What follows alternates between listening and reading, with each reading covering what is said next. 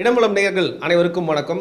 அரசியல் மட்டும் இல்லாமல் என்டர்டைன்மெண்ட்டும் தொடர்ந்து அப்பப்போ நிறைய பேசலாம், அதை பற்றின விஷயங்கள்லாம் வந்து காணொலிக்கெலாம் வந்து பதிவு செய்யலாம் அப்படின்னு சொல்லிட்டு ஒரு முன்னெடுப்பாக போன காணொலியில் வந்து பார்த்திங்கன்னா விஜய்க்கு அரசியல் எதிரிகள் யார், ஆதரவாளர்கள் அதாவது ஃப்ரெண்ட்ஸ் யார், ஒரு கட்சியும் அவர் எப்படி பார்க்கும் அப்படிங்கிற மாதிரி ஆங்கிளில் ஒரு அனாலிசிஸ் பண்ணியிருந்தோம். அந்த அனாலிசிஸில் நிறைய பாயிண்ட்ஸ் இன்சைட்ஸ்லாம் சொன்னது வந்து நம்மளோட ஹரிஷ் இன்றைக்கும் வந்திருக்கிறாரு. அவர் வரவேற்கலாம். வணக்கம். வணக்கம். ஸோ இன்றைக்கும் அந்த வீடியோவோட தொடர்ச்சி தான் பேச போகிறோம். வேறு ஒரு டாபிக் எடுத்து வச்சிருந்தேன், ஏன் தொடர்ச்சி பேச போகிறோம்னு பார்த்தீங்கன்னா திமுகவோட ஐடி விங் அப்படின்னு நம்ம தெரியாமல் போட்டுட்டோம் போல இருக்குது. நான் தமிழ்ல திமுகவோட ஐடி விங்கே போய் சேர்ந்துருச்சு.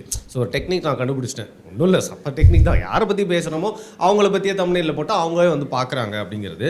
ஸோ அதில் வந்து ஒரு சின்ன துணுக்கு மட்டும் வெட்டி போட்டிருந்தாங்க. அதில் இன்டர்நெட்டில் சில வார்த்தைகள்லாம் யூஸ் பண்ணுவாங்க. இது வந்து ஒரு கொலோக்கியல் டிஸ்கஷனுங்கிறதுனால அதில் சொல்கிறேன்.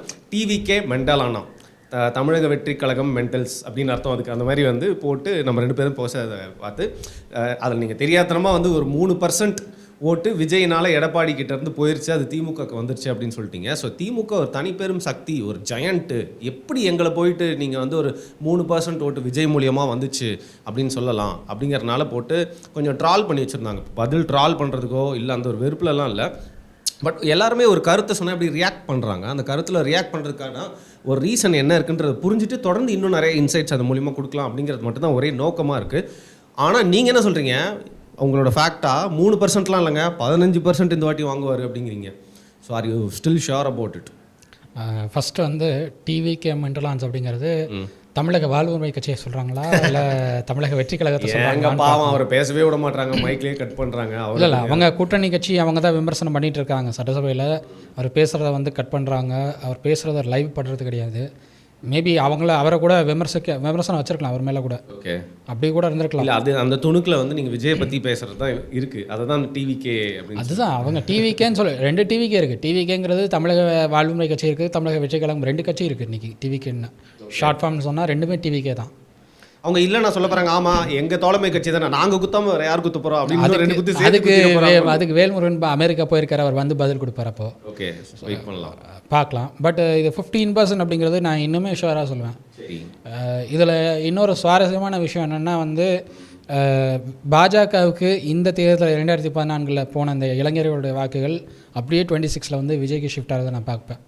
நான் அப்படி தான் வந்து இப்போ வரைக்கும் நான் அனலைஸ் பண்ணுற ரிசல்ட்ஸ் எல்லாம் அனலைஸ் பண்ணும்போது இப்போ அப்படி தான் பார்க்குறேன் நான். இங்கே அண்ணாமலை வந்து சிறுக சேர்த்து வச்சதை, அந்த மணியாக சேர்த்து வச்சது. அண்ணாமலை 6 மாதம் இப்போ ஒன்றுலாம் போகிறேன். அண்ணாமலை நான் அமெரிக்காவுக்கு போகிறேன் 17 வாரத்துக்கு வந்து கோர்ஸ் படிக்க போகிறேங்கிறாரு. இந்த கோர்ஸே 12 வாரம் தான், 17 வாரத்துக்கு கோர்ஸுங்கிறாரு. இப்போ அதுக்கு வந்து 6 மாதம் எனக்கு வந்து அரசியல் ஓய்வு கொடுங்கன்னு டெல்லிக்கு லெட்டர் எழுதி அனுப்பியிருக்காரு. அவர் அண்ணாமலை இந்த காணொலி பார்ப்பார், இல்லைன்னு சொல்லலை. அவர் இந்த காணொலி பார்ப்பார். காணொலி பார்த்துட்டு அவங்க கட்சியாளங்கிட்ட பேசுவார். அவங்க கட்சியாளங்க எனக்கு காண்டாக்ட் பண்ணுவாங்க, பேசுவாங்க, என்ன பிரதர் இப்படிலாம் பேசியிருக்கீங்கன்னு. அதெல்லாம் வேறு விஷயம். ஹரிஷ், நான் இதெல்லாம் ஒத்துக்க மாட்டேன். நம்ம காணொலி போயிட்டு அதெல்லாம் அதெல்லாம் பார்க்குறாரு. காணொலியை வந்து அவர் 4-5 யூடியூப் சேனல்ஸை ஸ்பெசிஃபைடாக பார்க்குறாரு அவர் அண்ணாமலை. கண்டிப்பாக அண்ணாமலை ஒரு 5 யூடியூப் சேனல்ஸ் வந்து ஸ்பெசிஃபிக்கலாக நோட் பண்ணி பார்க்குறாரு. என் முகத்தெல்லாம் பார்ப்போம். அதில் ஒன்று நம்ம இடமலை அப்படிங்கிறது நான் கன்ஃபார்மாக சொல்லுவேன். இனிமேல் அவருக்காக நான் கொஞ்சம் இன்னும் டீசெண்டாக டெஸ்ட்லாம் பண்ணிட்டு வரேன். அண்ணாமலையே பார்க்குறாரு அப்படின்னா ஏன் இல்லைங்க, பெரிய ஆட்கள் பார்க்குறாங்க அப்படின்னா இன்னும் கொஞ்சம் சின்சியராக பண்ணுவோமே அப்படிங்கிறது தான். ஆனால் நீங்கள் விஜயை பற்றி கேட்டால் அண்ணாமலையோட ஓட்டெல்லாம் எடுத்து இங்கே போடுறீங்களே ப்ரோ. ஸோ அந்த 15% அப்படிங்கிறது எல்லா கட்சிக்கிட்டும் ஸ்டீல் பண்ணுறது தான் அப்படிங்கிறீங்களா? பெரும்பாலும் திமுகவிலேருந்து வரும். ஏன்னா திமுகவுக்கான அந்த ஓட் பேஸ் வந்துட்டு கிட்டத்தட்ட ஒரு 22% 25% வந்து அவங்களுடைய பேஸ் ஓட்னா, மிச்சம் இருக்கிற ஓட்ஸ் எல்லாம் வந்து கூட்டணி கட்சிகளுடைய வாக்குகள் தான். அது ஒரு 10% 35% 5% டிஎம்கே இருந்தால் வரப்போகுது உங்களுக்கு. ஓகே, இப்போ 43 இருக்காங்கன்னா 5லேருந்து 8% வந்து டிஎம்கே சைடில் இருந்தால் அவங்களுக்கு வரும் தமிழக வெற்றி கழகத்துக்கு. அதே மாதிரி திமுக எதிர்ப்பு வாக்குகள் அதெல்லாம் வந்து இவங்களுக்கு கிடைக்கும். பாஜகவுக்கு இந்த முறை எடுத்துருக்கிற இந்த இளைஞர் சமூக வாக்குகள் அதெல்லாம் வந்து தமிழக வெற்றி கழகத்துக்கு கிடைக்கிறதுக்கு வாய்ப்பு இருக்குது. ஸோ அதெல்லாம் சேர்த்து ஒரு 15% வரும். 15க்கு மேலே போகிறது கூட பாசிபிள் இருக்குன்னு. ஓகே, ஸோ அண்ணனால் தம்பிக்கு இன்னும் லாபமா இல்லை தம்பியால் அண்ணனுக்கு இன்னும் லாபமா? சீமான் அவர்களால் வந்துட்டு விஜய்க்கு லாபம் அப்படின்னு நான் சொல்லுவேன். அதே நேரம் விஜய் அவர்களாலையும் சீமான் அவர்களுக்கு லாபம். யாருக்கு அதிக லாபம்? யாருக்கு அதிக லாபம்னா சீமான் அவர்களுக்கு அதிக லாபம். ஏன்னா விஜய் அவர்கள் வந்து ஒரு சினி ஆக்டராக மட்டும் இல்லாமல் அவர் வந்து இன்ஃப்ளூயன்சராகவும் மக்கள்கிட்ட போய் சேர்ந்துருக்கார். அவர் சீமான் அவர்கள் வந்து சினிமா ஃபீல்டில் இருந்திருக்கலாம், இயக்குனராக இருந்திருக்கலாம், நடிகராக இருந்திருக்கலாம். பட் ஸ்டில் வந்து அவர் வந்து ஒரு அரசியல் தலைவராக இப்போ தான் வளர்ந்து இப்போ தான் அவருடைய பார்ட்டியை வந்து ஒரு மாநில அங்கீகாரம் பெறும் கட்சியை கொண்டு வந்திருக்கார். பட் விஜய் வந்து எடுத்த உடனே பாலிடிக்ஸ்க்கு வராருங்கிறப்போ அவருக்கான பேஸ் ஓட் வந்து அவருடைய சப்போர்ட்டர்ஸ் மட்டும் இல்லாமல் அவருடைய ஃபேன்ஸும் தான். ஸோ அந்த ஃபேன் பேஸ்லாம் வந்து ஓட்ஸாக மாறும்போது வந்து அங்கே பெரிய ப்ளஸ் வந்து சீமான் அவர்களுக்காக தான் இருக்கும். ஓகே, இப்போ சீமான் அவர்கள் எடப்பாடி அவர்கிட்ட வந்து ஆதரவு வந்து கேட்டிருந்தாரு. உண்ணாவிரத்துக்கு போயிட்டு ஆதரவு வந்து கொடுக்கவும் செஞ்சுருந்தாங்க. இப்போ விஜய் ரசிகர்களுடைய ஓட்டும் வந்து பார்த்தீங்கன்னா விக்கிரவாண்டியில் சீமான் குழுவத்துக்கு வாய்ப்பு இருக்கா? ஏன்னா வந்து இப்போ இன்னும் தம்பின்னு தான் பேசிட்டு இருக்காரு. ஒரு காணொலியில் சொல்லியிருக்காரு, நானும் தம்பியை பேசிட்டோம்லாம் சொல்கிறாரு. விக்கிரவாண்டியில் வந்து விஜய் ரசிகர்களுடைய வாக்குகள் சீமானுக்கு தான் வரும். அதை வந்து 100% கன்ஃபார்மாக சொல்லலாம். விஜய் ரசிகர்கள் சீமானுக்கு தான் ஓட் பண்ணுவாங்க. ஒருவேளை திமுகவில் இருக்கிற விஜய் ரசிகர்களாக இருந்தால் திமுகவுக்கு இந்த மாதிரி ஓட் பண்ணிவிட்டு 26 வந்துட்டு சீமானுக்கு பண்ணிக்கலாம், இல்லை விஜய் அவர் கொண்டு ஒரு அலைன்ஸுக்கு போட்டுக்கலாம் அப்படிங்கிற ஒரு மைண்ட் செட்டில் இருப்பாங்க. பட் விஜய் அவர்கள் ஃபேன்ஸாக இருந்துட்டு வேறு கட்சி, அதாவது அதிமுக பாமக இருக்கிறவங்க அவங்கெல்லாம் வந்து சீமானுக்கு ஓட் பண்ணுறதுக்கான பாசிபிலிட்டிஸ் நிறையா இருக்குது. அதிமுக தரப்புலேருந்து பாமகவுக்கு போக வேண்டிய வாக்குகள் எதுன்னா வன்னியர் சமூகத்துடைய வாக்குகள். அது முழுசாக போகாது. ஒரு பாதி ஓட் பேங்க் வந்து பாமக போகும், ஒரு 15% வந்து திமுக போகும், இன்னொரு 15% வந்துட்டு நாம் தமிழருக்கு போகிறதுக்கு பாசிபிலிட்டி இருக்குது. அதை தவிர்த்து மற்ற சமூக வாக்குகள் அதிமுகவில் இருக்குது. தலித் சமூக வாக்குகளாக இருக்கட்டும், மற்ற சமூக வாக்குகள் இதெல்லாம் வந்து டைரெக்டாக நாம் தமிழருக்கு போகும். ஸோ அங்கே வந்து நாம் தமிழர் ஒரு 12% 15% வாங்குறதுக்கான பாசிபிலிட்டிஸ் நிறையவே இருக்குது. ஓகே, ஸோ இப்போது விஜய் வரப்போகிறாரு, அண்ணாமலையும் களத்தில் இருப்பாருன்னு பார்த்தா டக்குன்னு ஃபாரின் போகிறாருங்க. ஸோ அவர் இல்லாமல் அரசியல் எப்படி நடக்கும் தமிழ்நாட்டில்? ஏன்னா ஒரு இளம் தலைவர் இல்லையா? அண்ணாமலை வந்து தலைவராகவே நான் பார்க்கல. ஃபஸ்ட்டு பாஜகவை வளர்த்த தலைவர்கள் எத்தனையோ பேர் இருக்காங்க. அப்படிங்கிறப்போ அண்ணாமலை வந்து அந்த தலைவர்களை விட பெரிய அளவில் ஒன்றும் வளர்க்கல. எங்க அத்வானிலாம் தான் இருந்தார் பாஜகவில், ஆனால் அதோட பழத்தை யார் ருச்சிட்டு இருக்காரு? இல்லை இன்னைக்கு பாஜக கிடைக்க வேண்டிய 5 சீட்டை கூட கிடைக்க விடாமல் செஞ்சது அண்ணாமலை தான். அதிமுகவோட இவங்க போயிருந்தாங்கன்னா பாஜகவுக்கு ஒரு 5 சீட் கிடச்சிருக்கும், அதிமுகவுக்கு ஒரு 30 சீட் கிடச்சிருக்கும். 35 சீட்டில் அழகாக வந்திருக்கலாம் இவங்க. அந்த அலைன்ஸ் வேணால் நம்ம வந்து கட்சியை வளர்க்கலாம் அப்படின்னு சொல்லிட்டு இவரை கொண்டு போனார். இவரும் தோத்தார், அதிமுகவும் தோத்தாங்க. ஓகே, ஸோ அண்ணாமலைக்கு ஒரு எரிச்சல் இருக்கும். நம்ம ஹீரோ மாதிரி வந்துட்டு இருந்தோம், இப்போ டக்குன்னு நிஜமாவே வந்து சினிமாலேருந்து ஒரு ஹீரோ வராப்புல, அதனால் நம்மளுக்கு பின்னாடி வந்துட்டு இருந்தவங்களாம் இப்போ அந்த நடிகர் பின்னாடி போயிடும். அண்ணாமலைக்கு வந்து பொதுவாகவே அந்த எரிச்சல் இருக்க தான் செய்யும். அவர் வந்து சிஎம் கேண்டிடேட்டாக ப்ரொஜெக்ட் பண்ணாங்க. இப்போ வந்து ரவீந்திரன் துரைசாமி அவர்கள் சீமான் அவர்களை வந்து பாஜகவோட கோர்த்து விடணும்னு ஏதோ பிளான் பண்ணி லெட்டர்லாம் அனுப்பியிருக்கிறதா சொல்கிறாங்க. அதை வந்து அவர் தரப்புலேயே வந்து வெரிஃபை பண்ண முயற்சி செஞ்சேன், பட் வெரிஃபை பண்ண முடியல. அந்த நேரத்தில் நான் கேட்ட நம்பர் அந்த நேரத்தில் ரவீந்திரன் துரைசாமி அவர்களோட இல்லை அப்படிங்கிறாரு. ஸோ அதனால் அதை வெரிஃபை பண்ண முடியல. ரவீந்திரன் துரைசாமி அவர்கள் கால் பண்ணால் அவர் பிக் பண்ணலை. ஸோ அதனால் வெரிஃபிகேஷன் எதுவும் பண்ண முடியல. பட் ஸ்டில் அவருடைய கருத்துக்கள் எல்லாமே அப்படி தான் இருக்குது. சீமானை வந்து பாஜக அவங்களுடைய அலைன்ஸில் எடுத்துக்கணும் அப்படிங்கிற மாதிரி அவருக்கு கருத்து இருக்குது. ஸோ இதெல்லாம் வந்து பாஜக வளர்ச்சியை விட பாஜக கூட்டணிக்கான வளர்ச்சியை தான் வந்து அவங்க எக்ஸ்பெக்ட் பண்ணுறாங்க டெல்லியில். அப்படிங்கிறப்போ அண்ணாமலைக்கு இங்கே ரோலே கிடையாது. DMK, coming back to DMK IT wing, Vijay அப்படிங்கிறவர் இப்போ தான் கட்சி ஆரம்பிச்சிருக்காரு. ஏதோ குழந்தைங்களுக்கு அதாவது நல்ல மார்க் எடுத்தவங்களுக்குலாம் பரிசு கொடுக்கும் போது முதல் அரசியல், அது அரசியல் மேடை இல்லைன்னு சொல்லிட்டு கொஞ்சம் அரசியலும் பேசிட்டார். முதல் முறையாக அவர் வந்து கட்சி ஆரம்பித்து தலைவராகி பேசக்கூடிய பேச்சு அப்படிங்கிறனால முதல் அரசியல் பேச்சு அப்படின்னு தான் நம்ம அதை எடுத்துக்கணும். அப்படி இருக்கிறப்போ இன்னும் ஒரு ஃபர்ஸ்ட் ஸ்டெப் கூட வைக்காத ஒரு கட்சியை பார்த்து, இன்னும் ஒரு தேர்தலை கூட சந்திக்காத ஒரு கட்சியை பார்த்து டிஎம்கே ஐடி விங் வந்து ஏன் இவ்வளோ பயப்படணும்? இல்லை பயப்படுறாங்களா? இல்லை நானே ஒரு கருத்து திணிப்பு வந்து செய்கிறேன் நான்? இல்லை திமுக தரப்புலேருந்து ரொம்ப பயப்படுறாங்க. ஏன்னு கேட்டோம் அப்படின்னா அவங்களுடைய பேஸ் ஓட்டு, நான் சொன்ன மாதிரி அவங்களுடைய பேஸ் ஓட்டு வந்து 20% 22% தான். அதிமுகவோட பேஸ் ஓட்டு எப்படி 20%ஓ அதே மாதிரி திமுகவோட ஓட் பேஸ் வந்து 22% தான். 20% 22% தான். அதை தாண்டி இருக்கிறதெல்லாம் வந்து அவங்களுடைய கூட்டணி கட்சிகளுடைய வாக்குகள் தான். அந்த கூட்டணி கட்சிகள் வாக்குகள் போக ஒரு 5% 6% வந்து வேறு வாக்குகளாக இருக்கலாம். ஒரு நடிகருடைய ரசிகர் சமூகத்துடைய வாக்குகளாக இருக்கலாம், இல்லை வந்து பொதுவான வாக்காளர்களாக இருக்கலாம். அந்த வாக்குகள் எல்லாமே வந்து விஜய் பக்கம் போகிறதுக்கான பாசிபிலிட்டிஸ் இருக்குது. ஸோ அதெல்லாம் போனால் அவங்க வந்து பாசிபிலி 30% 35% தான் வருவாங்க. அதிமுக ஒரு கூட்டணி கட்டமைக்குது அப்படின்னா அதில் விஜய் இல்லாத பட்சத்தில் அவங்க ஒரு 30% வராங்க அப்படின்னா இந்த பக்கம் விஜய் ஒரு 15% வாங்குவாருன்னு வச்சுக்கோங்களேன். சீமான் ஒரு 8% 10% வரைக்கும் வாங்குறாரு வச்சுக்கோங்களேன். கம்பைனாக அவங்க 2 பேர் போனாங்கன்னா 27% கொண்டு வருவாங்க அந்த அலைன்ஸை. ஸோ எப்படின்னாலும் ஒரு தொங்கு சட்டசபை கொண்டு வரதுக்கான பாசிபிலிட்டிஸ் நிறையா இருக்குது. மறுபடியும் நம்மளால் ஆட்சிக்கு வர முடியாது அப்படிங்கிறத அவங்க நம்புகிறாங்க.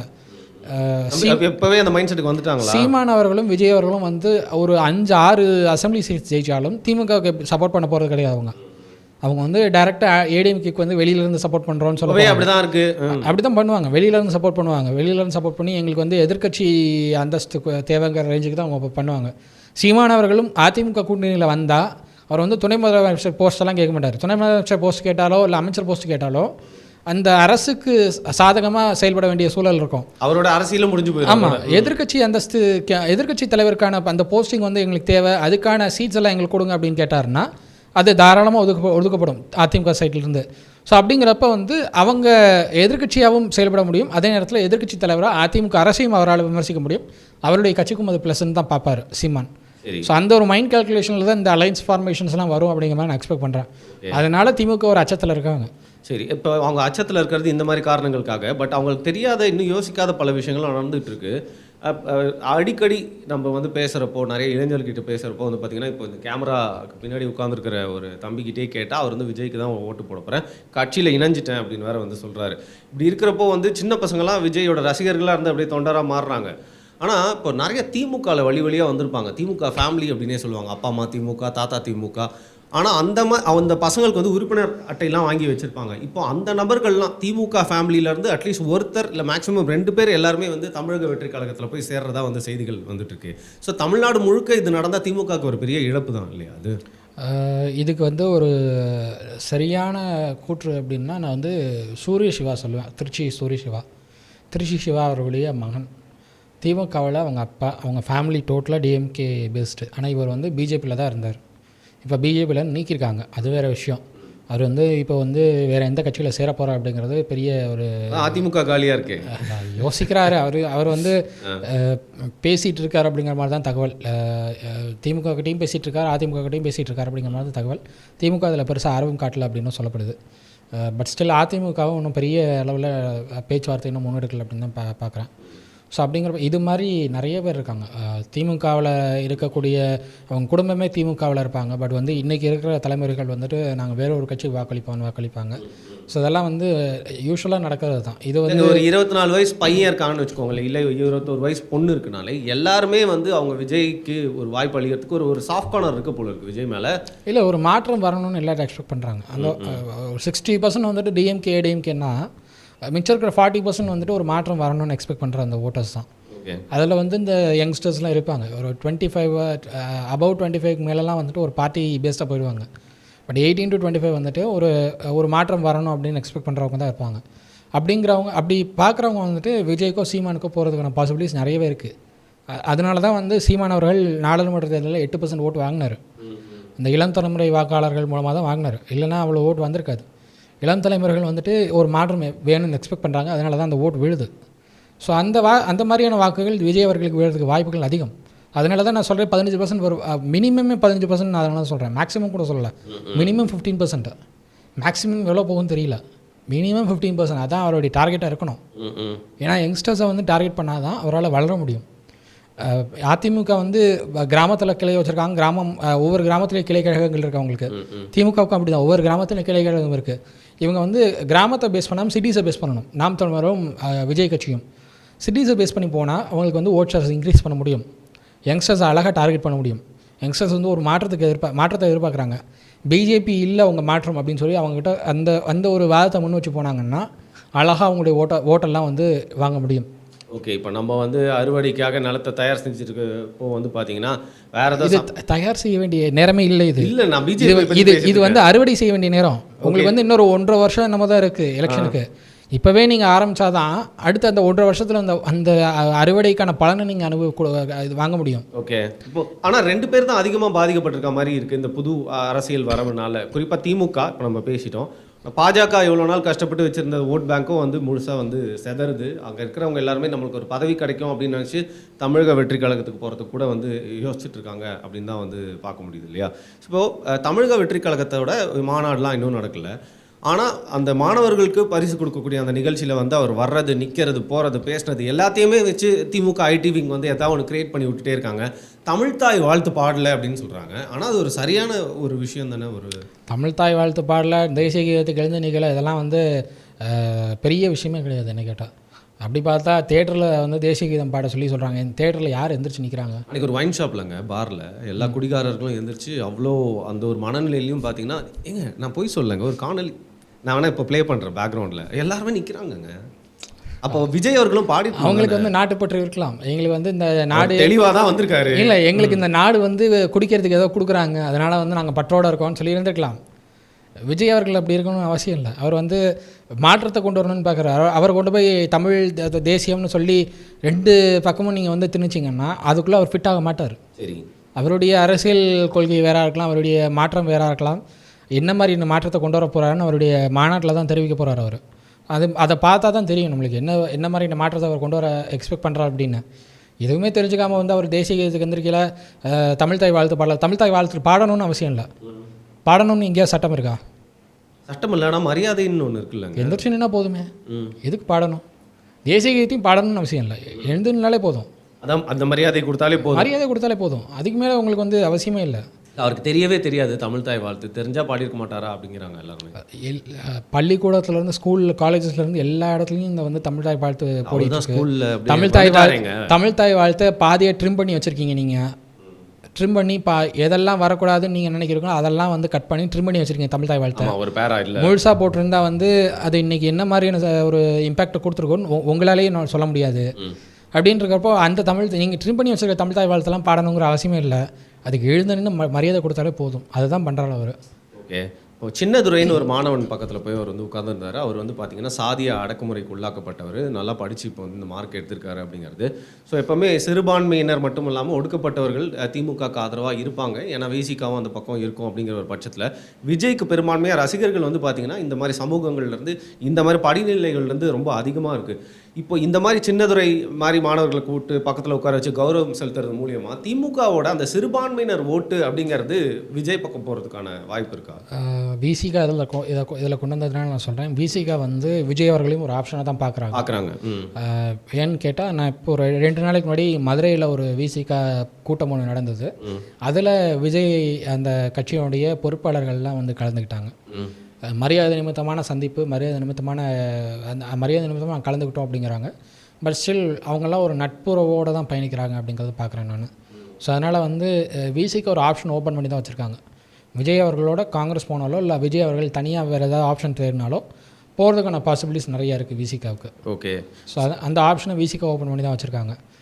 விஜய் அவர்கள் மாணவர்களுக்கு பரிசு கொடுக்குறாரு அப்படிங்கிறத நான் இங்கே வந்து 2 விஷயங்கள் நான் பார்த்தேன் நான் சோஷியல் மீடியாவில். ஒன்று வந்து சூர்யா அவர்கள் வந்து இந்த மாதிரி கொடுத்துட்ருக்காரு அவரோட அகரம் ஃபவுண்டேஷன் மூலியமாக. ஆமாம், அகரம் ஃபவுண்டேஷன் வந்துட்டு அவங்க வந்து அவங்களுக்கு கிடைக்கிற டொனேஷன்ஸ் வச்சு தான் வந்து கொடுக்குறாங்க. சரி, இவர் வந்து தன்னுடைய சொந்த பணத்தை போட்டு பண்ணிகிட்ருக்காரு. சொந்த பணத்தை போட்டு சூர்யா பண்ணால் எல்லோரும் பாராட்ட தான் செய்வாங்க. சொந்த பணத்தை போடுறது கிடையாது சூர்யா. அகரம் ஃபவுண்டேஷனுக்கு எங்கேருந்து எல்லாம் ஃபண்ட்ஸ் வருதுன்னு யாராலையும் சொல்ல முடியாது. ஏன் டக்குன்னு சூர்யாவை இழுக்கிறீங்க இப்போ? இல்லை கேட்குறேன், வந்த விமர்சனங்களுக்கு பதில் சொல்கிறேன். ஓகே. சூர்யா அவர்களுடைய அகரம் ஃபவுண்டேஷனுக்கு எங்கெங்கெல்லாம் ஃபண்ட்ஸ் வந்து நானும் அகரம் ஃபவுண்டேஷன் மெம்பர் தான். ஆனால் எங்கேருந்தெல்லாம் ஃபண்ட்ஸ் வருதுன்னு யாருக்குமே தெரியாது. சூர்யா அவர்களுக்கும் சிவகுமார் அவர்களுக்கும் மட்டும்தான் தெரியும். அந்த கேள்வி இருக்குது அதில். யாருக்குமே அங்கே ஒர்க் பண்ணுற யாருக்குமே எங்கேருந்து ஃபண்ட்ஸ் வருதுன்னு தெரியாது. அவங்க வந்து ஆடிட்டிங் பண்ணும்போது சூர்யா அவர்களுக்கோ இல்லை சிவகுமார் அவர்களுக்கோ இல்லை அங்கே இருக்கிற சில முக்கியமான ஃபங்க்ஷனரிஸுக்கு மட்டும்தான் அந்த டீட்டெயில்ஸ் தெரியறதுக்கு வாய்ப்பு இருக்குது. வேறு யாருக்குமே எங்கேருந்து ஃபண்ட்ஸ் வருதுன்னு தெரியாது. இவர் எப்படி இவ்வளோ ஸ்பெண்ட் பண்ணுறான்னு தெரியாது. எவ்வளோ ஐடி ரிட்டர்ன்ஸ் பண்ணுறாங்க அப்படிங்கிறதெல்லாம் தெரியாது. யாருக்கு எவ்வளோ வந்து கொடுக்குறாங்க அப்படிங்கிறது தெரியாது. இவங்களுக்கே வந்து டிஎம்கே அவ்வளோ சப்போர்ட் பண்ணிகிட்ருக்காங்க அப்படிங்கிறதும் தெரியாது. ஓகே, ஏன்னா சூர்யா அவர்களுடைய அகரம் ஃபவுண்டேஷன் வந்து தன்னுடைய சொந்த அமைப்பாக திமுக பார்க்குது.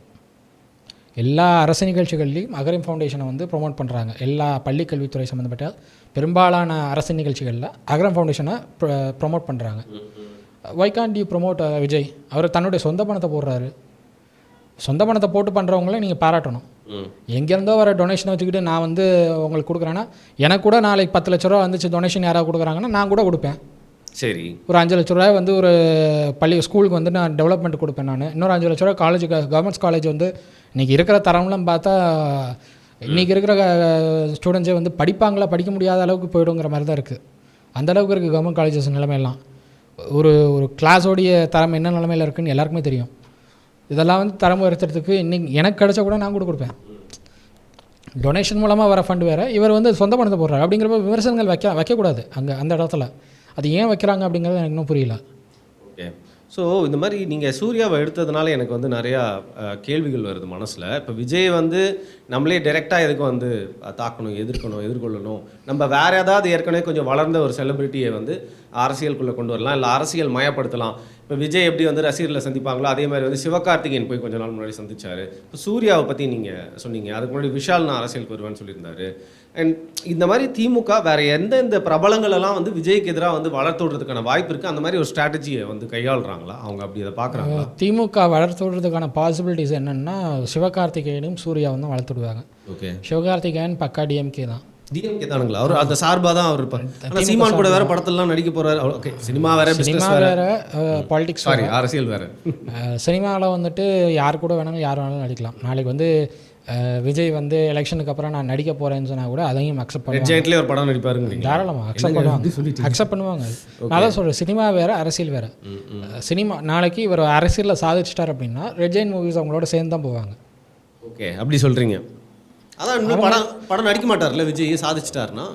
சாதிச்சிட்டார் அப்படின்னா பண்ணுறதுக்கான பாசிபிலிட்டிஸ் இருக்குது. ஏன் சினிமாவை ஏன் விடணும்? அவர் இத்தனை நாள் வந்து அவருக்கு உதவி இருக்கிறது சினிமா தான். சினிமாவை ஏன் அவர் விட்டு போகணும்? அதைத்தான் வந்து அவருடைய ரசிகர்களும் கேட்குறாங்க. மானிட்டரி பெனிஃபிட்ஸாக உதவி இருக்குன்றீங்களா, இல்லை அவரையே கொண்டு போய் சேர்த்துருக்கு? அவரையே வந்து இன்றைக்கி மக்கள்கிட்ட கொண்டு போய் சேர்த்துருக்கிறது சினிமா தான். சினிமா இல்லைன்னா விஜய் இல்லை. சினிமா தான் அவரை வந்து ஒரு தளபதி அப்படிங்கிற ஒரு பட்டத்தை கொடுத்து அவரை உட்கார வச்சிருக்கு இன்றைக்கி உச்சத்தில். அந்த சினிமா விட்டு ஏன் அவர் போகணுங்கிறது தான் அவருடைய சினிமா இருக்குங்க, ஒன்றும் பிரச்சனை இல்லை. ஏன்னா உதயநிதி மாதிரி பெரிய நடிகர்களே சினிமா விட்டு போனாலும் சினிமா என்ன உதயநிதி வந்து நடிக்க தெரியாமல் நடிச்சிட்டு இருக்காரு.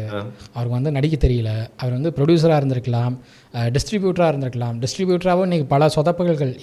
அவர் வந்து ஒரு படத்தை டிஸ்ட்ரிபியூட் பண்ணுறேன்னு சொல்லிட்டு ஆர்யாவோட படம் ஒன்று டிஸ்ட்ரிபியூட் பண்ணார். அது எவ்வளோ பெரிய ஃப்ளாப் ஆச்சுன்னு எல்லாருக்கும் தெரியும்.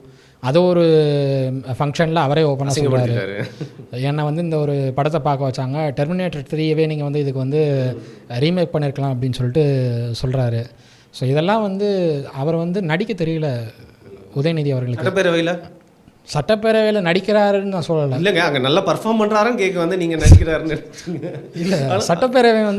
சட்டப்பேரவையில் இன்றைக்கி எல்லாருமே நடிக்கிறாங்க. ஓகே, இவர் வந்து ஒருத்தர் எவ்வளோ இன்னசென்ட்டாக எவ்வளோ ஓப்பனாக கீழே எச்செல்லாம் துப்புனார். அவர் நடிக்கிறதா மருத்துவம் எவ்வளோ அவராகவே வாழ்ந்துருக்காரு பாருங்க. சட்டப்பேரவையிலே எச்ச துப்புறாரு. அமைச்சர்களை வந்து கட்டுப்படுத்த தெரியல முதல்ல இருக்குது. அதுதான் மெயின் விஷயம். முன்னாடி பார்த்து உட்காந்துருக்காரு, பின்னாடி அவர் துப்பிட்டாருங்க. அவருக்கு பின்னாடி தானே இருக்காரு. ஒரு தலைமை வந்து சரியாக இருந்தால் தான் அந்த தலைமை கீழே இருக்கிற மற்ற சிப்பாய்கள்லாம் வந்துட்டு சரியாக இருப்பாங்க. ஒரு ராஜா வந்து சரியாக இருந்தால் சிப்பாய்கள் சரியாக இருப்பாங்க. ராஜாவே வந்து எனக்கு என்ன தாண்டவந்தனமாக ஏதாவது ஒரு முடிவு எடுத்துகிட்டு எனக்கு என்னன்னு உட்காந்துருந்தாருன்னா சிப்பாய்கள் அவங்க இஷ்டத்துக்கு தான் செயல்படுவாங்க. அதுதான் நடந்துகிட்ருக்கு இன்றைக்கி தமிழ்நாட்டில். அதெல்லாம் மாறணுங்கிறதுனால தான் விஜய் இன்றைக்கி பாலிடிக்ஸ்க்கே வராரு. ஓகே, இப்போது விஜயை பற்றி பேசிட்டு அஜித்தை பற்றி பேசாமல் இருக்க முடியாது. என்னப்பா விஜய் அரசியலுக்கு வந்துட்டார், அஜித் இன்னும் நடிகர் தான், இன்னும் அவர் படம் கூட சரியாக வரல, அவரே இந்த நேரத்தில் இழுத்துட்டு வரேன்னு நீங்கள் கேட்கலாம். எப்பவுமே ஒரு விஷயம் சொல்லுவாங்க, அது உண்மையா இல்லையா நீங்கள் சொல்லுங்கள். அஜித் பாலிடிக்ஸ்க்கு வர மாட்டார், அது தெரிஞ்ச விஷயம். இல்லை விஜய் பற்றின எப்போல்லாம் ஒரு செய்தி வருதோ, விஜய் என்னைக்கே ட்ரெண்ட் ஆனார்னா அன்றைக்கி வந்து 2 ஃபோட்டோ ரிலீஸ் ஆகும், 4 ஃபோட்டோ ரிலீஸ் ஆகும். இது பரவாயில்ல, எல்லாருமே வந்து சொல்லுவாங்க. இப்போ ரீசெண்டாக விஜயோட பர்த்டேக்கு கூட அதிகமாக ட்ரெண்ட் ஆனது அஜித் அவர்களுடைய சில அந்த ரேசிங் காஸ்டியூமில் இருக்கக்கூடிய சூட்டில் இருக்க அந்த புகைப்படங்கள் தான். ஸோ டிரெக்டாக அரசியலில் இறக்கி விடலை அப்படின்னாலும் ஏதாவது ஒரு அரசியல் கட்சி அஜித்தை வந்து விஜய்க்கு எதிரான ஒரு சக்தியாக கொஞ்சம் யூஸ் பண்ண ட்ரை பண்ணுவாங்களா, ஒரு மெனிப்புலேட் பண்ண ட்ரை பண்ணுவாங்களா? அந்த மாதிரி வாய்ப்பு அப்படி யூஸ் பண்ணக்கூடிய ஒரே கட்சி அதிமுக மட்டும்தான் இருக்கும். ஓகே, அதிமுக கூட இன்றைக்கி வந்து விஜய் வந்து அவங்களுடைய நட்பு ரீதியாக தான் அணுகுறாங்க. ஸோ அப்படிங்கிறப்போ அஜித்தை வந்து யூஸ் பண்ணுற அளவுக்கு பெரிய அளவு வாய்ப்பு இல்லை. அஜித் திமுக ஃபேவராகவும் போக மாட்டார், திமுகவும் அஜித்துக்கு ஃபேவராக நடந்துக்க மாட்டாங்க. அவங்களுக்கு திமுகவுக்கு வந்து எப்படின்னா ஒருத்தரை வந்து வளர்த்து விட்டால் அவங்களுடைய ஃபேம் போயிடுமோங்கிற பயம் இருக்கும். ஓகே, ஸோ அதனால் திமுக அஜித்தை தொடவே மாட்டாங்க ஃபஸ்ட்டு. ஸோ அந்த இடத்துல அதிமுக மட்டும்தான் யூஸ் பண்ணுது. அஜித் வந்து அதிமுக ஃபேவராக தான் இருப்பார், அதிமுக அஜித்துக்கு ஃபேவராக தான் இருந்துச்சு இவ்வளோ நாள். இப்போ அஜித்தையும் வந்து அவங்க வந்து அவங்களுக்கு ஃபேவராக பார்க்குறாங்க, விஜயும் அவங்களுக்கு ஃபேவராக தான் பார்க்குறாங்க. ஓகே, இன்னும் சொல்லப்போனால் இப்போ அஜித்தோடைய ஃபஸ்ட் லுக் ஒன்று வந்துச்சுன்னு நினைக்கிறேன். ஆமாம், விடாமுயற்சி. ஆமாம், அது பாரதி கண்ணம்மாவில் அவங்க கண்ணம்மா பையை தூக்கிட்டு ரோட்டில் நடந்து போகிற அந்த சீன் தான் எனக்கு ஞாபகம் வந்துச்சு. விடாமுயற்சிக்கு ஃபர்ஸ்ட் லுக் செய்யறதுக்கு ஒரு விடாமுயற்சி இல்லாமல் வந்து சாதாரண முயற்சியை விட்டுட்டாங்க அப்படின்னு சொல்லிட்டு இருந்தாங்க. ஃபேன்மேட் ஆர்ட் கூட ரொம்ப நல்லா இருக்கும் அப்படின்னு சொல்லி அவங்க என்ன இதில் மைண்ட் செட்டில் வந்து இந்த மாதிரி ஃபர்ஸ்ட் லுக் ரிலீஸ் பண்ணாங்க தெரியல. அட்லீஸ்ட் நீங்கள் வந்து இவ்வளோ டைம் எடுத்துக்கிறீங்கல்ல, இவ்வளோ டைம் எடுத்துக்கிறப்போ ஃபர்ஸ்ட் லுக்கை வந்து கொஞ்சம் பிரம்மாண்டமாக கொஞ்சம் அழகாக கொடுத்துருக்கலாம். எதுவுமே இல்லாமல் வந்துட்டு நீங்கள் வந்து பாரதிக்கு நம்ம பையை தூக்கிட்டு போனதை அந்த சீனை போட்டுக்கலாம். இதெல்லாம் நல்லா இருந்துச்சுன்றீங்க. அது பெஸ்ட்டாக இருந்துச்சு. அது வந்து அவங்க வந்து ஒரு 100 கிலோமீட்டர் நடந்து போகிறாங்க, அது பெஸ்ட்டு. இவர் வந்து கார் பின்னாடி வருது, இவர் முன்னாடி வந்து பையை தூக்கிட்டு போகிறாரு. இது வந்து என்ன சொல்ல வருதுன்னே தெரியல அப்படிங்கிறீங்க. இல்லை, என்ன சொல்ல வருதுங்கிறத விட அதோடைய பாரதி நம்மளுடைய இன்னொரு வருஷனாக இதுங்கிற மாதிரி தான் கேட்குறது. அப்படி தான் எனக்கு தோணுது. Okay, so coming back to Tamilaga Vettri கழகம், விஜய் ஒரு பெரிய மைனஸாக எல்லாருமே சொல்கிறது வந்து பார்த்தீங்கன்னா தமிழக வெற்றி கழகத்தில் விஜய் இருக்காருப்பா, வேறு யார் இருக்கா? ஏன்னா உங்களுக்கே தெரியும் ஒரு அரசியல் கட்சி அப்படி மட்டும் செயல்பட முடியாது. இன்றைக்கி நாம் தமிழர் கட்சியிலையும் ஒரு பெரிய வந்து பிரச்சனையாக இருக்கிறது தான் சீமான் மட்டும்தான் அங்கே முகமாக இருக்கார். இருந்தாலும் பெயர் தெரியக்கூடிய ஒரு 5-6 பேர் இன்றைக்கி வந்து நல்லா உருவாயிட்டாங்க. அவங்க எல்லா தளத்துலையும் வந்து நாம் தமிழர் கட்சிக்காக வந்து களமாடிட்டு இருக்காங்க. அப்படி இருக்கிறப்போ தமிழக வெற்றி கழகத்தில் விஜய் தவிர்த்து தெரிகிற ஒரே ஒருத்தர் யாருன்னா அவர் புஷி ஆனந்த் தான். புஷி ஆனந்தை பற்றியும் ஒரு பப்ளிக் இமேஜ் எப்படி இருக்குன்னு உங்களுக்கு தெரியும். ஸோ ஒரு அரசியல் கட்சியாக இருக்கிறப்போ விஜய் மட்டுமே எல்லா இடத்துலையுமே போய் தன்னுடைய முகத்துக்காக ஓட்டு போடுவாங்கன்னு நினைக்க முடியாது. ஸோ அந்த ஒரு மைனஸ், இந்த ஒரு விஷயத்தை வந்து டிஸ்அட்வான்டேஜை வந்து எப்படி தமிழக வெற்றி கழகம் எதிர்கொள்ளணும்னு நினைக்கிறேன்? இல்லை, அவர் விஜய் இப்போ தான் கட்சி ஆரம்பிச்சிருக்காரு. அவர் வந்து 2ஆம் கட்ட தலைவர்கள் யாருன்னு இனிமேல் தான் பார்க்கணும். வேறு சஞ்சீவி, ஸ்ரீமன் அந்த மாதிரி எல்லாருமே சஞ்சீவ் வருவாரான்னு எனக்கு தெரியல. சஞ்சீவ் வந்து அவர் பாலிடிக்ஸில் வருவாரான்னு எனக்கு 100% எனக்கு தோணலை. பாலிடிக்ஸ்க்கு வருவாருங்கிற நான் நம்பலை. அவருடைய சினி ஃபீல்டு வந்து is out of cine field. But சின்னத்திரையில் வந்து நல்லா தான் போயிட்டுருக்காரு. சின்னத்திரை தளபதிங்கிறதெல்லாம் வந்து அந்த சீனுக்காக வச்சது தான். மற்றபடி நல்லா தான் போயிட்டுருக்கு. அவருடைய சின்னத்திரை ஃபீல்டில் அவர் நல்லா தான் போயிட்டுருக்கு அவருக்கு. ஸோ அதை விட்டுட்டு வந்து அவர் சினிமா ஃபீல்டுக்கு இது பாலிடிக்ஸ்க்கு வருவார் அப்படின்னு எனக்கு தோணும். 2ஆம் கட்ட தலைவர்களை எப்படி உருவாக்க போகிறாரு? இப்போது நம்ம மக்கள் நீதி மையம் பார்த்தோம்னா, மக்கள் நீதி மையமில் வந்துட்டு இன்றைக்கி வந்து ஸ்ரீபிரியா அவர்கள், கோவை சரளா அவர்கள், இப்படி குறிப்பிட்ட சில பேர் சொல்லலாம் 2ஆம் கட்ட தலைவர்கள்னு. ஆனால் மக்கள் நீதி மையம் எங்கே இருக்காங்க? திமுக கூட்டணியில் இருக்காங்க. 2ஆம் கட்ட தலைவர்கள் இருக்கிற கட்சியெல்லாம் வந்து ஒன்று அதிமுகவோட இருக்காங்க, இல்லை திமுகவோட இருக்காங்க. இவங்க வந்து இப்போ தான் வளர்கிறாங்க. சீமான் கட்சி இப்போ தான் வளருது. சீமான் கட்சி 2ஆம் கட்ட தலைவர்கள் உருவாக்க வேண்டிய கட்டாயத்தில் இருக்காங்க. அவங்க வந்து சமூக வலைத்தளத்தில் களமாடுற இளைஞர்களை வந்து ஒரு 2ஆம் கட்ட தலைவராக அவங்க வந்து கொண்டு வரலாம். ஓகே. அதே மாதிரி விஜய் இப்போ தான் கட்சியை ஆரம்பிக்கிறார். இப்போ தான் ஆரம்பிச்சிருக்காரு. அவர் இப்போ தான் ரிஜிஸ்டர் பண்ணியிருக்காரு. அதுக்கு வந்து எதிர்ப்புகள் தெரிவிக்கலான்னு இப்போ தான் ரெஜிஸ்டர் ஆகிருக்கு கட்சி. அவர் இன்னும் மாநாடு நடத்தலை. இந்த மாநாடு நடத்தி அவருடைய கட்சி கொள்கையெல்லாம் அனௌன்ஸ் பண்ணதுக்கப்புறம் தான் யார் எந்த பொறுப்பில் போடுவார் அப்படிங்கிறது நம்மளுக்கு தெளிவாக தெரிய வரும். அதெல்லாம் தெரிஞ்சதுக்கப்புறம் தான் 2ஆம் கட்ட தலைவர்கள் யாரும் தெரிய வரும். அவங்கெல்லாம் ஒரு டிபேட்டில் உட்காந்தாங்க, ஒரு டிவி டிபேட்லையோ இல்லை ஒரு யூடியூப் சேனல்ஸோடைய இன்டர்வியூஸ்லையோ உட்காந்து பேசினாங்கன்னா அப்போ தான் அவங்களுடைய கேப்பபிலிட்டி என்னங்கிறது நம்மளுக்கு தெரிய வரும். அதுக்கப்புறம் தான் 2ஆம் கட்ட தலைவர்கள்லாம் ஒர்க் அவுட் ஆவாங்களா இல்லையாங்கிறது நம்மளுக்கு தெரிய வரும். அவசரப்பட்டு நம்ம வந்து 2ஆம் கட்ட தலைவர்கள் உருவாக்காத ஒரு கட்சி எப்படி வளரும்னு கேட்டால் சொல்ல முடியாது. ஆர்கானிக்காக நடக்கும்ன்றீங்களா? அது வரும். அதுக்கான ஸ்பேஸ் கொடுக்கணும் நம்ம அவங்களுக்கு. 1.5 வருஷம் கேப் இருக்கணும் எலெக்ஷனுக்கு. அந்த 1.5 வருஷம் கேப்புக்கு ஒரு ஸ்பேஸ் கொடுப்போம் அவங்களுக்கு. இப்போ தான் வளர்கிறாங்க, இப்போ தான் வந்திருக்காங்க. வந்த உடனே வந்து 2ஆம் கட்ட தலைவர்கள் யார், 3ஆம் கட்ட தலைவர்கள் யாருன்னு அவங்களை போட்டு ப்ரெஷர் பண்ணோம்னா அவர் இதுக்கு வராமலே இருந்திருக்கலாம். இப்போ தான் வந்திருக்காரு, அவருக்கு ஒரு ஸ்பேஸ் கொடுப்போம். அவர் இப்போ தான் வந்து மாணவர்களுக்கு வந்து திட்டங்கள் அனௌன்ஸ் பண்ணியிருக்காரு. அதுதான் அவங்களுடைய முதல் அரசியல் மேடையும் கூட. இதுக்கப்புறம் ஒரு மாநாடுக்கு பேசியிருக்காங்கன்னு நினைக்கிறேன். மதுரையில் ஏதோ மாநாடுக்கு ஏற்பாடு பண்ணியிருக்காங்க. சமீபத்தில் கூட சமையல் கலைஞர்கள் யார்கிட்டையோ பேட்டியெல்லாம் எடுத்திருந்தாங்க சில ஊடகங்கள். விஜய் எங்களுக்கு வந்து கான்ட்ராக்ட்லாம் கொடுத்துருக்காரு அப்படின்னு சொல்லிட்டு அவங்களாம் சொல்லிட்டு இருந்தாங்க. ஸோ இப்போ இதெல்லாம் பார்ப்போம். அவங்கள மாநாட்டில் என்னென்ன அனௌன்ஸ் பண்ண போகிறாருன்னு பார்ப்போம். மாநாடு எனக்கு தெரிஞ்சு மாநாடு மக்கள் நீதி மைய மாநாடு மாதிரி இருக்காதுன்னு நான் நம்புகிறேன். பர்சனலாக என்னுடைய நம்பிக்கை அதுதான். மக்கள் நீதி மைய மாநாடு போல் இருக்காது. இது வந்து நிச்சயமாக டிடிவியோட மாநாட்டை விட அதிகபட்ச கூட்டமாக இருக்கும் அப்படின்னு நான் எக்ஸ்பெக்ட் பண்ணுறேன். ஏன்னா ரசிகர்களோட டிடிவியோடைய மாநாடு மதுரையில் வந்து ஒரு 15 லட்சம் சப்போர்ட்டர்ஸ் வந்து கூடினாங்க. நான் அந்த மாநாட்டில் நான் கலந்துக்கிட்டேன். முதல் வரிசையில் நான் இருந்தேன். கிட்டத்தட்ட ஒரு 15 லட்சம் பேர் அங்கே கூடியிருந்தாங்க. ஆனால் அதுக்கப்புறம் டிடிவி அரசியலில் காணாமலே போயிட்டார். இன்றைக்கி பாஜகவோட இருக்கார். ஒரு 4% ஓட்டு போயிடுச்சு அவருக்கு. 5% ஓட்டு வாங்கினார் 2019. இப்போ 4% ஓட்டு போயிடுச்சு அவருக்கு பாஜகவோட சேர்ந்து. ஸோ இதெல்லாம் பார்க்கணும், வெயிட் பண்ணி தான் பார்க்கணும். மதுரையில் அவர் என்ன மாதிரியான க்ரௌடு கொண்டு வராருன்னு பார்க்கணும். மதுரை இன்னும் சொல்ல போனால் வந்து விஜய் ரசிகர்களுக்கும் சரி, அஜித் ரசிகர்களுக்கும் சரி, 2 பேருமே பெரிய ஃபேன் பேஸ் இருக்கிற ஒரு டிஸ்ட்ரிக்ட்டு. அதே மாதிரி கடலூரும் அவங்களுக்கு வந்து விஜய்க்கு பெரிய ஃபேன் பேஸ் இருக்கிற டிஸ்ட்ரிக்ட்டு. விழுப்புரமும் அதே மாதிரி தான், கோயம்புத்தூரும் அதே மாதிரி தான். ஸோ இந்த 4 டிஸ்ட்ரிக்டில் வந்துட்டு இவங்களுக்கு எந்தெந்த கான்ஸ்டிடியூன்சியில் எவ்வளோ சப்போர்ட்ஸ் வருதுன்னு பார்க்க வேண்டியிருக்கு. நான் இப்போது அம்பத்தூரில் இருக்கேன்னா அம்பத்தூரில் வந்து அவருக்கு ஒரு 10% 12% வரும்னு நான் விஜய்க்கு. ஏன்னா அந்தளவுக்கு யங்ஸ்டர்ஸ் வந்து அவ்வளவு புல் பண்ணுறாங்க தமிழக வெற்றி கழகம். ஸோ அந்த வகையில் பார்க்கும்போது உங்களுக்கு எவ்வளோ ஓட் ஷேர்லாம் வருங்க வெயிட் பண்ணி தான் பார்க்கணும். பட் நான் வந்து மினிமம் 15% ஏன் கொடுக்குறேன்னா யங்ஸ்டர்ஸோட ஓட்ஸ் எல்லாம் வந்து உங்களுக்கு போகுது அப்படிங்கிறத நான் கண்கூட பார்க்குறேன். ஓகே. அவங்க கட்சியில் சேர்ந்துருக்கிறது பெரும்பாலானவர்கள் பாஜகவுக்கு வாக்களித்த யங்ஸ்டர்ஸ் தான். 24 நாங்கள் பிஜேபிக்கு ஓட் பண்ணோம், 26 நாங்கள் விஜய்க்கு பண்ண போகிறோம் அப்படிங்கிறத சொல்கிறாங்க எல்லாருமே. ஸோ அதெல்லாம் பார்ப்போம், வெயிட் பண்ணி பார்ப்போம். அவருடைய 2ஆம் கட்ட தலைவர்கள் 3ஆம் கட்ட தலைவர்கள்லாம் வந்து நம்ம வெயிட் பண்ணி பார்ப்போம் என்ன பண்ணுறாரு பார்ப்போம். இன்னொரு நீங்கள் நோட்டீஸ் பண்ணிங்களான்னு தெரில, ரஜினி அவர்கள் வந்து எப்போ அரசியல் கட்சி தொடங்கலன்னு ஒரு முடிவு வந்து சொன்னாரோ அதுலேருந்தே வந்து ரஜினி அவர்கள் இன்னும் ஒரு பிக் ஸ்டார் தான். அவரோட அதுக்கப்புறம் வந்து ஜெயிலர் படமும் ஒரு பெரிய சாதனையை புரிஞ்சுது. ஆனால் அவங்களோட ஃபேன்ஸ்லாம் கொஞ்சம் தோய்வு அடைஞ்சிருந்தாங்க, தலைவர் வந்து அரசியலுக்கு வராமல் போயிட்டாருன்னு. ஆனால் அந்த கடுப்பையும் விரோதத்தையும் எங்கே காட்டுறாங்கன்னா விஜயை பற்றி அவதூறுகள் அதிகமாக பரப்புறது இல்லை ஒரு விரோத போக்கிலே போயிட்டு இருக்கிறது யாருன்னா ரஜினி ரசிகர்கள்னு சொல்லப்படுறவங்க தான் சமூக வலைதளத்தில்.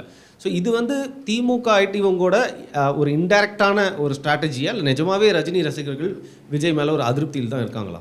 ரஜினி ரசிகர்கள் குறிப்பாக சில பேர் வந்து அதில் முக்கியமான 2-3 பேர் இருக்காங்க. நான் அவங்க பேர்லாம் சொல்ல விரும்பல, ஏன்னா அவங்களாம் எனக்கு நல்ல நண்பர்கள், இன்னமே காண்டாக்டில் இருக்கிறாங்க. அவங்க வந்து விஜய் பாலிடிக்ஸ்க்கு வரது அவங்களுக்கு பிடிக்கல, விரும்பல, சுத்தமாக பிடிக்கல. ஒரு விஜய் வந்து பாலிடிக்ஸ்க்கு ஏன் வந்தார் அப்படிங்கிறது அவங்களுக்கு கேள்வியாக இருக்குது. ஸோ அதனால் விஜய் எதிர்ப்பை வந்து அவங்க முன்னிலைப்படுத்திட்டு போகிறாங்க. நிறைய யூடியூப் சேனல்ஸ்க்கு பேட்டியெலாம் கொடுத்துட்ருக்காங்க அவங்க, விஜய் ஏன் பாலிடிக்ஸ்க்கு வந்தார், பாலிடிக்ஸில் அவரால் சாதிக்க முடியாது அப்படின்லாம். பட் அதெல்லாம் வெயிட் பண்ணி தான் பார்க்கணும், நம்ம சாதிக்கிறாரா இல்லையா அப்படிங்கிறதெல்லாம் வெயிட் பண்ணி தான் பார்க்கணும். பார்க்கலாம், நம்ம வெயிட் பண்ணி பார்க்கலாம். ஓகே. ஸோ விஜய்க்கு இன்னொரு பெரிய மைனஸ் அப்படின்னா, ப்ளஸ்னால் ரசிகர்கள் தான், பட் பெரிய மைனஸ்னால் இப்போ ரசிகர்கள் வந்து தொண்டராக மாறி இருக்காங்களே அவங்க தான். அவங்களோட மென்டாலிட்டிலாம் எப்போவுமே எப்படி இருந்திருக்கு அப்படிங்கிறது நீங்கள் வந்து பார்த்துருக்கீங்க. அந்த கேட்டுக்கு வெளியில் போய் நின்று கத்துறது, விஜய்க்கு பின்னாடியே போகிறது, அண்ட் விஜயை பற்றி ஏதாவது ஒரு கருத்து கேட்டால் அவங்க சொல்லக்கூடிய கருத்துக்கள்லாம் எப்படி இருக்குது அப்படின்னு நீங்கள் பார்க்குறீங்க. ஸோ அதெல்லாம் வந்து கண்டிப்பாக அவருக்கு அதுக்கு அவருக்கு எதிராகவே ப்ளே பண்ணுறதுக்கு அவங்க ரசிகர்களோட கருத்துக்கள், அவங்களோட காணொலிகள் அதே போதும் இல்லையா? அதை வச்சே வந்து விஜயோட அந்த ஒரு இமேஜை வந்து ஈஸியாக உடைச்சிடலாம். நான் அப்படி பார்க்கல. விஜய்க்கு வந்து ப்ளஸ் ரசிகர்கள், மைனஸ் வந்து அவர் வந்து பெரிய அளவில் இன்ட்ராக்ட் பண்ணாமல் வச்சுருக்காரு. அது அவருக்கு பெரிய ஒரு மைனஸாக இருக்குது. பெரிய அளவில் இன்ட்ராக்ட் பண்ணணும்னா அவர் வந்து வாழ்த்து செய்திகளையும், இரங்கல் செய்தி, வாழ்த்து செய்தி, அதே மாதிரி கன்னட செய்திகள் மட்டும்தான் வந்து அவருடைய ட்விட்டரில் போட்டுட்ருக்காரு வரிசையாக. அதை தாண்டி அவர் வந்து தன்னுடைய கருத்துக்களை வெளிப்படுத்தணும். இன்னும் கொஞ்சம் ஓப்பனாக இருக்கணுன்றீங்க. கொஞ்சம் ஓப்பனாக வந்து பேச ஆரம்பித்தா தான் வந்து இன்ட்ராக்ட் இருந்தால், அந்த இன்ட்ராக்ஷன் இருந்தால் தான் வந்து அவருக்கு வந்து அது ப்ளஸ்ஸாக மாறும். இல்லைனா அதுதான் மைனஸாக நிற்கும். ரசிகர்கள் மைனஸாக இருக்க மாட்டாங்க கண்டிப்பாக. ரசிகர்கள் ப்ளஸ்ஸாக தான் இருக்க போகிறாங்க. அவருக்கு வந்து அந்த ரசிகர்களுடைய வாக்குகள் கண்டிப்பாக கிடைக்க போகுது, அதில் வந்து மாற்றுக்கிறதே இல்லை. அவர் வந்து இன்ட்ராக்ஷன் கொஞ்சம் அதிகப்படுத்தணும், எல்லாருக்கிட்டையும் பேசணும், ஓப்பனாக பேசணும். குறிப்பாக மத்திய பாஜக அரசையும் திமுக அரசையும் தாக்கி பேசினா மட்டும்தான் அவரால் வளர முடியும் இங்கே. ஏன்னா இங்கே இருக்கிற ஆளுங்கட்சியை தாக்கினா தான் இங்கே வளர முடியும். சென்ட்ரலில் இருக்கிற ஆளுங்கட்சி தவறு செய்யும் போது அவங்கள கண்டிச்சா தான் இங்கே வளர முடியும். பாஜக எதிர்ப்பும் திமுக எதிர்ப்பும் தான் அவரை வளர்த்து விடும். ஓகே, அதை முடிவில்லாமல் பண்ணிகிட்டே இருக்கணும் அவர் அப்படிங்கிறீங்க. கண்டிப்பாக. கடைசியாக ஒரு கேள்வி இந்த காணொலியில், இப்போ விஜய் அவர்களோட டீமின், அதாவது அவரோட அவதூறை வந்து இன்னும் பரப்பணும் அப்படிங்கிறதுக்காக திமுக ஐடிவிங் அவங்க டைரெக்டாக வந்து செய்யாமல் வேறு யாரை வச்சுலாம், இல்லை வேறு எந்தெந்த முறைகள்லாம் வந்து இந்த அவரை பற்றின பேச்சுகள், அவரை பற்றின தவறான தகவல்கள், விஜயோட குடும்பத்துக்குள்ளே இது நடக்குது, அவங்க மனைவி அவரும் ஒன்றா இல்லை, இந்த மாதிரி தனிப்பட்ட விஷயங்கள்லாம் வந்து பேச ஆரம்பிக்கிறது, இந்த மாதிரி வேறு என்னென்னலாம் வந்து பண்ணுவாங்க ஃப்யூச்சரில், வேறு என்னெல்லாம் எதிர்பார்க்கலாம் திமுக ஐடிவிங்? தனிப்பட்ட முறையில் அவர் தாக்குவாங்க. இன்னும் சொல்லப்போனால் எஸ்எஸ்சி அவர்களுக்கும் விஜய் அவர்களுக்கும் இருந்த அந்த கசப்பான உணர்வுகள் அதெல்லாம் வந்து மறுபடியும் வந்து வெளியில் எடுப்பாங்க. அதெல்லாம் வெளியில் எடுத்து அந்த வீடியோஸ் எல்லாம் வந்து தூக்கி போடுவாங்க. த்ரிஷா சம்மந்தப்பட்ட இஷ்யூஸ் எல்லாம் கொண்டு வருவாங்க. கீர்த்தி சுரேஷ் எதிரை இழுப்பாங்க. புரியுது. அதே மாதிரி எஸ்எஸ்சி அவருடைய மனைவி அவங்க அவரோட விஜயோடைய அம்மா அவர்கள் ஷோபா அவர்களுக்கும் விஜய் அவர்களுக்கும் ஏதோ மனக்கசப்பு அப்படிங்கிற ரேஞ்சிலெலாம் கொண்டு போவாங்க. விஜய் வந்து தனிப்பட்ட முறையில் வந்து தவறான நபராக ப்ரொஜெக்ட் பண்ணுவாங்க, போர்ட்ரேட் பண்ணுவாங்க. அவருடைய மனைவியும் இவரை வந்து பிரிந்திருக்காங்க அப்படின்னு சொல்லலாம் வந்து போர்ட்ரேட் பண்ணுவாங்க. இதெல்லாம் நியூஸாகவும் வரும். பட் இதெல்லாம் தாண்டி சாதிப்பார் விஜய், நான் அதான் எக்ஸ்பெக்ட் பண்ணுறது. வில்லு அப்படின்னு ஒரு படங்க வந்துச்சு, பிரபுதேவா டைரக்ட் பண்ணார். ஏன்னா போக்கி படம் டைரக்ட் பண்ணப்போ நல்லா ஓடிடுச்சு. வில்லு படம் சரியாக போகலான்றப்போ அந்த ஒரு ப்ரெஸ் மீட்டில் வந்து டக்குன்னு சைலன்ஸ் அப்படின்னு கத்திடுவார். ரஜினி கூட அந்த அளவுக்கு கோவப்பட்டு டைரெக்டாக வந்து பத்திரிகையாளர்கள் அந்த மாதிரி பேசினதில்ல. பட் ரஜினி அவரோட ஹேடேஸில் நிறைய விஷயங்கள் பண்ணியிருக்காரு. பட் விஜய் வந்து ஷார்ட் டெம்பர்ட், இந்த மாதிரி விஷயங்களை ஹேண்டில் பண்ண அது கொஞ்சம் அவருக்கு கஷ்டம் அப்படின்ற மாதிரி இமேஜ் இருக்கு. இப்படி பார்த்தா நம்ம வந்து விஜயகாந்த் அவர்கள் வந்து விஜய் பிரஸ்காரங்களை பார்த்து துப்புனார். அப்படி மாற்றினாங்க, விஜய்காந்த் ப்ரொவோக் பண்ணாங்க, ரொம்ப நாள் ப்ரொவோக் பண்ணி அதுக்கப்புறம் தான் அப்படி பேச ஆரம்பிச்சார். விஜயகாந்த் அவர்கள் செஞ்சது சரின்னு நான், அவர் செஞ்சது 100% சரியான விஷயம். ஒரு மீடியான்னா வந்து உங்களுக்கு வந்து ஆளுங்கட்சிக்கு துதிப்பாடுறது மட்டுமே மீடியா கிடையாது. ஆளுங்கட்சி தவறு செய்யும் போது அந்த தவறுகளை எடுத்து காட்டி அவங்கள வந்து சரி செய்ய வைக்கிறது தான் வந்து மீடியாவுடைய வேலை. மீடியா இன்றைக்கி அது பண்ணுறது இல்லையே. இன்றைக்கி வந்து ஷபீர் அவர்கள் வந்து இன்றைக்கி கள்ளக்குறிச்சி இஷ்யூ கொண்டு வந்திருக்காரு வெளியில். ஆமாம், நியூஸ் மினிட் கொண்டு வந்திருக்காங்க, அவங்க ஷபீர் கொண்டு வந்திருக்காரு. அதை தாண்டி வேறு யார் கொண்டு வந்தா வெளியில்? எல்லாம் வந்து டிஎம்கே மேலே தப்பு இல்லை, நீ கள்ளக்குறிச்சி எம்எல்ஏ மேலே தான் தப்புன்னு ஏடிஎம்கே மேலே தான் குற்றச்சாட்டு வச்சுக்கிட்டு இருக்காங்க. பட் கள்ளக்குறிச்சி எம்எல்ஏ சட்டமன்றத்தில் போன வருஷமே இந்த விஷயத்தை பேசியிருக்காரு, அட்ரஸ் பண்ணியிருக்காரு. போன வருஷமே வந்து ஒரு தீர்மானத்தை கொண்டு வந்திருக்காரு, ஒரு சிறப்பு கவன தீர்மானம் கொண்டு வந்திருக்காரு. அந்த தீர்மானத்தை சபாநாயகர் ஏற்றுக்கல. அன்றைக்கி சபாநாயகர் இருந்தவர் அப்பாவை ஏற்றுக்கல. சிஎம் வந்துட்டு உளவுத்துறை கையில் வச்சுட்ருக்காரு. அவரும் அந்த தீர்மானத்தில் கொடுத்துருக்க அந்த குற்றச்சாட்டை பற்றி விசாரிக்க சொல்லலை உளவுத்துறையிட்ட. உளவுத்துறை தோற்று போயிடுச்சு இன்றைக்கி. சிஎம் வந்து எதுக்கு இருக்காருங்கிறதே கேள்விக்குறியாக இருக்குது இன்றைக்கி. அதனால தான் ரிசைன் பண்ணுங்கன்னு சொல்கிறாங்க எல்லாருமே. மீடியா வந்து இதெல்லாம் கேள்வி கேட்கணும். மீடியாவுடைய அவங்க மீடியாவுடைய ரோலே வந்துட்டு இதெல்லாம் கேள்வி கேட்குறது தான். ஆனால் அது பண்ணுறது கிடையாது இந்த மீடியாவும். அதனால தான் விஜயகாந்த் அவர்கள் துப்புனது கரெக்டுன்னு நான். சரி, விஜய் அவர்கள் வந்து அந்த மாதிரி கத்துனார் அப்படின்னா மீடியா வந்து அன்றைக்கி வந்து அவரை என்ன சொல்கிறது, அவர் பேச விடாமல் தடுக்கிறாங்க. இல்லை இன்றைக்கும் அதே மாதிரி ஒரு மனநிலை தான் இருப்பாரா, பக்குவப்பட்டிருப்பாரா அப்படின்னு தான் ஒரு சந்தேகமாக இருக்குது. இன்றைக்கும் அது பண்ணால் சரின்னு தான் சொல்லுவேன் நான். சரி, மீடியாவுக்கு அவங்க இருக்க வேண்டிய இடம் எதுங்கிறது காட்ட வேண்டிய இடத்துல தான் இன்றைக்கி அரசியல் தலைவர்கள் இருக்காங்க.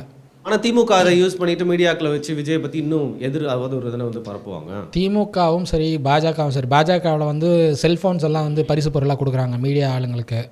நானே 2-3 பேர்ட்ட பார்த்துருக்கேன். செல்ஃபோன்ஸ் எல்லாம் டச் ஸ்க்ரீனோட ஒரு 30,000 ரூபா மதிப்புள்ள ஒரு மொபைல்லாம் ஸ்டிக்கர்லாம் ஒட்டி தராங்களா? எலெக்ஷன் டைமில் வந்து நானே 2 பேர்ட்ட பார்த்தேன். நான் 30,000 ரூபாய்க்கு அந்த ரேட், அந்த மொபைலோட காஸ்ட் 30,000. நானும் கேள்விப்பட்டேன். ஆனால் டிஸ்பிளேல வந்து அண்ணாமலையோட ஃபோட்டோ தான் வச்சிருக்கணும் அப்படின்னு ஒரு கண்டிஷன் போட்டு தான் தராங்களா? அதெல்லாம் நம்மளுக்கு தெரியாது. பட் வந்து 30,000 காஸ்ட் அப்படிங்கிறது நான் பார்த்தேன். நான் 2 பேர்ட்ட நான் இன்ட்ராக்ட் பண்ணி சாரி ஒரு 2 பேர்ட்ட நான் இன்ட்ராக்ட் பண்ணப்போ அவங்க எனக்கு காட்டினது அதுதான்.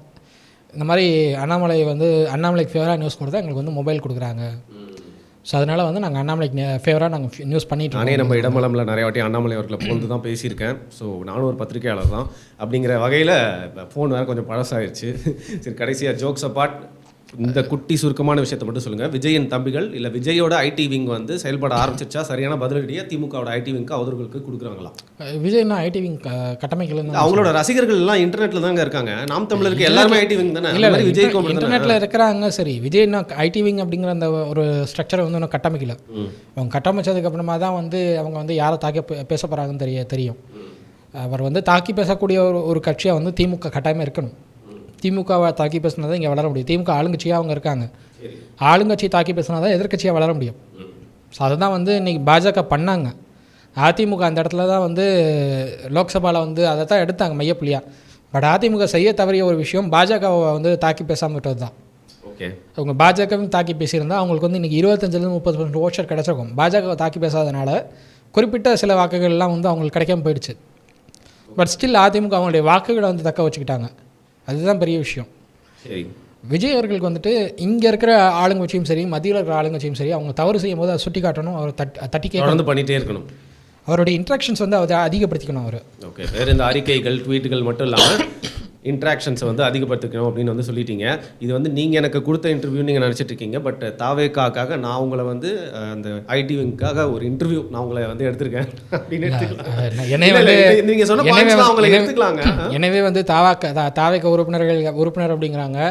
இன்கேஸ் அவர் வந்து உறுப்பினர் சேர்க்கை வந்து தீவிரப்படுத்தினா அப்போ பார்க்கலாம் அப்படின்னு கன்சிடர் பண்ணுறேன் பண்ணலாம். ரைட்டு, இந்த காணொலி வந்து யார் கண்ணெல்லாம் போய் சேரணுமோ அவங்க கண்ணெல்லாம் படும் அப்படின்னு நம்புகிறோம். மிக்க நன்றி ஹரீஷ். தொடர்ந்து அடுத்த காணொலியில் இதே டாபிக் இல்லை வேறு ஏதாவது நம்ம தொடர்ந்து பேசுவோம். மிக்க நன்றி.